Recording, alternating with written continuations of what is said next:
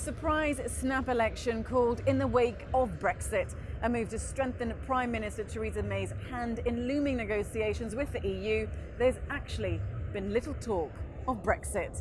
This has been an election campaign dominated by terrorist attacks in the past few months and questions about the candidates. Some opponents say Theresa May has appeared anything but strong and stable, the slogan of her campaign.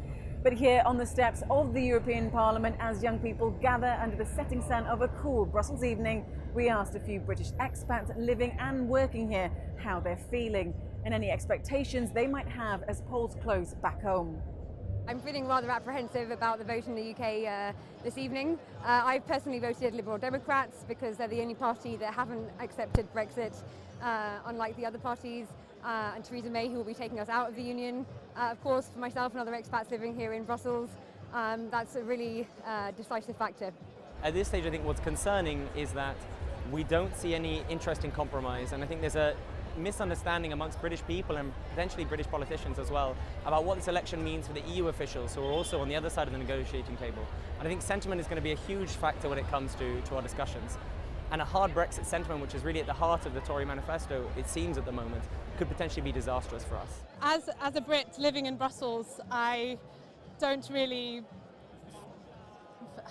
feel I have any hope in either way because, you know, the UK is leaving the European Union.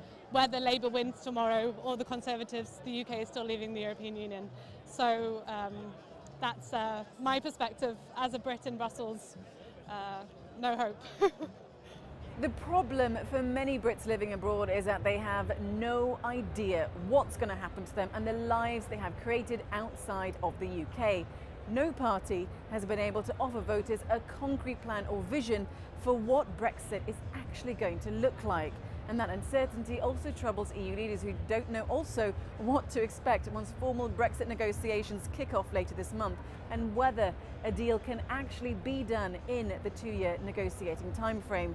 With all of these unanswered questions, this is a Brexit election that never was. Mariam Zadi, CGTN, Brussels. Let's get some African perspectives and analysis on the UK elections. Dr. Adam Zola is a political scientist and analyst from the University of Nairobi.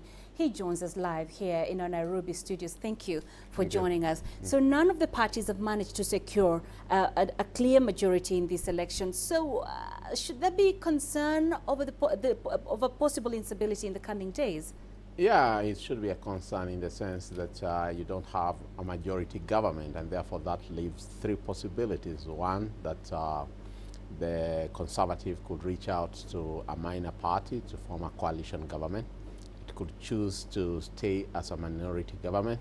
And at times when you are unable to govern, in the sense that you can't push your agenda because you can't get the requisitory numbers, which is 326, you might ask the head of state to ask for another election so that there's that. So that can at times create some instability. But again, we have to wait and see whether Theresa May is going to reach out to one of the smaller parties to try and get to that number to form a coalition government. But one thing is clear, whatever form Britain's next government takes, it will oversee the UK's exit from the European Union. So are there aspects of that that should concern African leaders and their nations?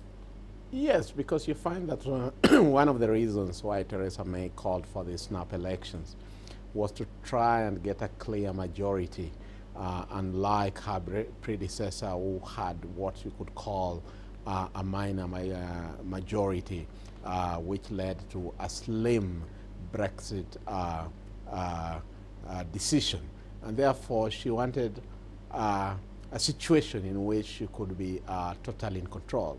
But one finds again that now the pro-Brexit and the anti-Brexit in Britain are quite balanced on either side.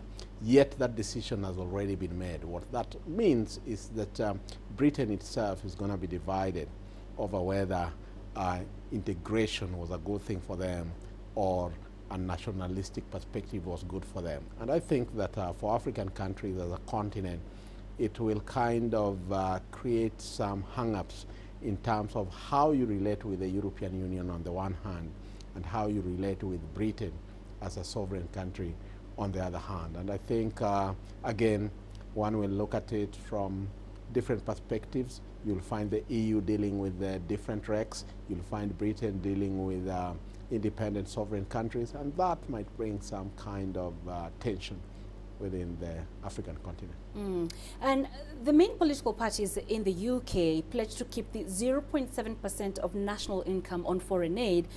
Do you expect these to change with anticipated economic fluctuations that could follow Brexit? I wouldn't think that it will change. My anticipation is that what will happen is that because Britain is coming out of the EU and therefore it was one of the powerhouses there economically, if it comes out, it means that it will have a more nationalistic orientation where it doesn't have to carry some burden of the weaker economies in the integrated unit, and therefore that might even spare some money. So 0.7% will still be positive for Africa. I don't think it will go down because I don't think that the British economy is going to suffer because they'll be kind of relieving themselves of the burden of the European Union weaker economies. Great insights, Dr. Adams Zolo. Thank you as always for joining us.